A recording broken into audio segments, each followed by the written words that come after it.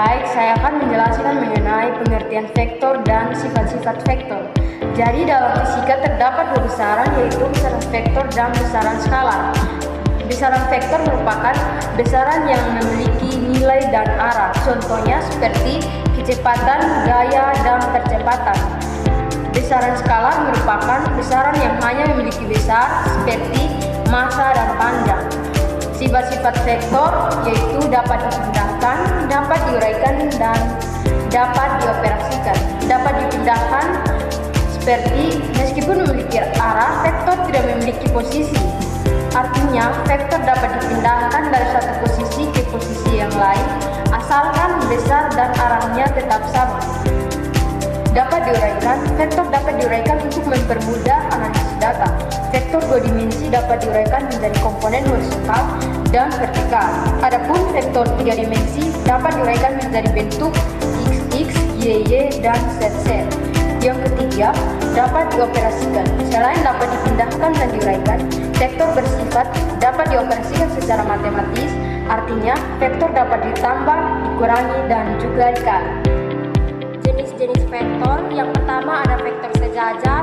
Vektor sejajar adalah dua buah vektor atau lebih yang memiliki arah yang sama. Tidak peduli besar nilainya, dua buah vektor tersebut disebut sejajar jika arahnya sama. Yang kedua ada vektor berlawanan. Vektor berlawanan adalah kebalikan dari vektor sejajar yang arahnya saling berlawanan. Misalnya, satu vektor mengarah ke kanan, sedangkan vektor lainnya mengarah ke kiri. Notasi vektor. Vektor biasanya ditulis dengan huruf tebal atau tanda panah di atasnya. Vektor dapat dinyatakan dalam komponen X, Y, dan Z. Selain itu, sebuah vektor juga digambarkan dengan sebuah anak panah di atasnya yang terdiri atas pangkal, panjang, dan arah anak panah. Adapun penjelasannya sebagai berikut. Pertama, titik awal atau titik pangkal.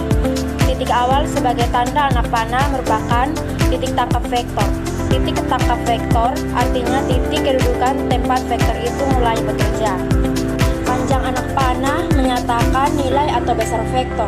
Vektor yang lebih besar digambarkan dengan anak panah yang lebih panjang.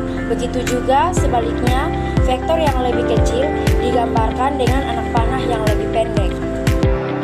Arah anak panah menggambarkan vektor. Untuk arah ini biasanya digunakan istilah arah ke kanan, arah ke kiri, arah ke atas, arah ke bawah, tegak lurus, bidang gambar menuju pembaca, dan arah tegak lurus, bidang gambar menjauhi pembaca.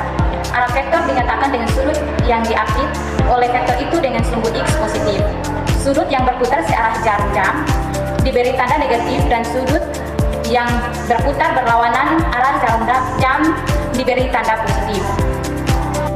Garis panjang vektor. Garis ini disebut dengan garis kerja vektor. Misalnya garis tegak lurus untuk kepentingan operasi vektor, misalnya penjumlahan, selisih, dan sebagainya. Titik tangkap sebuah vektor dapat dipindah-pindahkan tetapi dengan tidak mengubah panjang dan arah vektor. Penjelasan yang berikutnya tentang operasi dasar vektor. Yang pertama, penjumlahan dan pengurangan vektor. Yang kedua, perkalian vektor dengan skalar.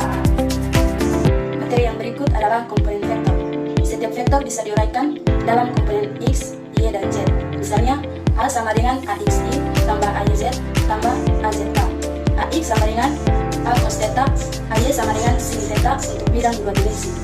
Yang berikut perkalian vektor. Dot produk atau perkalian titik menghasilkan skalar. Rumus A kali B sama dengan AB cos theta.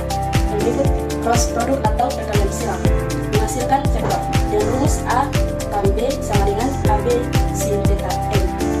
Materi yang berikut adalah vektor posisi dan perpindahan. Vektor posisi menunjukkan posisi objek relatif terhadap titik acuan. Vektor perpindahan, perubahan posisi objek dari titik awal ke titik akhir. Yang berikut aplikasi vektor dalam fisika. Kecepatan dan percepatan sebagai vektor. Gaya sebagai vektor, contohnya gaya pada bidang miring. Momentum juga merupakan besaran vektor.